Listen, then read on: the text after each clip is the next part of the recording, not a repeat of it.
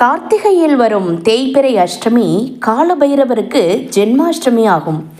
தனக்கு இருந்த 5 தலைகளால் கர்வம் கொண்ட பிரம்மனின் திமிரை அழிக்க பிரம்மனின் ஒரு தலையை கொய்ய பைரவர் அவதரித்த நாளே கார்த்திகை தேய்பிறை அஷ்டமி என்பதால் அது பைரவருக்கு ஜென்மாஷ்டமியாக கடைபிடிக்கப்படுகிறது.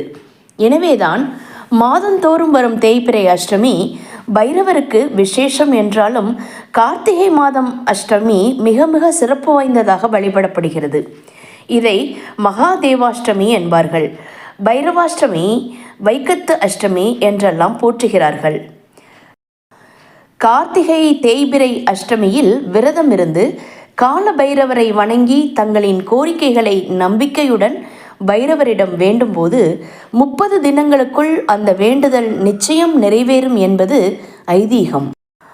அன்றைய தினம் மாலை வேளையில் அனைத்து சிவாலயங்களிலும் பைரவருக்கு வடைமாலை சாத்தி பக்தர்கள் வணங்குவார்கள். முடிந்தால் பக்தர்கள் வெண்பொங்கல், மிளகு வடை நைவேத்தியம் செய்து வழிபடுவது சிறப்பான பலன்களை அருளும். செந்நிற மலர்கள், அரளி மலர்களை கொண்டு பைரவருக்கு மாலை அணிவித்து பிரார்த்தனை செய்தால் கடன் தொல்லையிலிருந்து விடுபடலாம். காலபைரவர் சனி பகவானுக்கே ஆசானாக போற்றப்படுவதாக புராணங்கள் கூறுகின்றன. எனவே சனி பகவானின் இன்னல்களிலிருந்து விடுபட காலபைரவரை சரணாகதி அடைந்துவிட்டால் துயரங்களிலிருந்து மீண்டுவிடலாம்.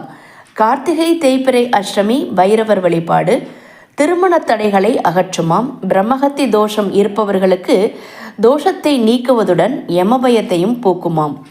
மாதந்தோறும் வரும் தேய்பிறை அஷ்டமிகளில் பைரவரை வணங்கினாலே அவர்களுக்கு எதிரிகளே இருக்க மாட்டார்கள் என்பதும், பில்லி சூன்யம் அகன்று வழக்குகளில் வெற்றி கிடைக்கும் என்பதும் நம்பிக்கை.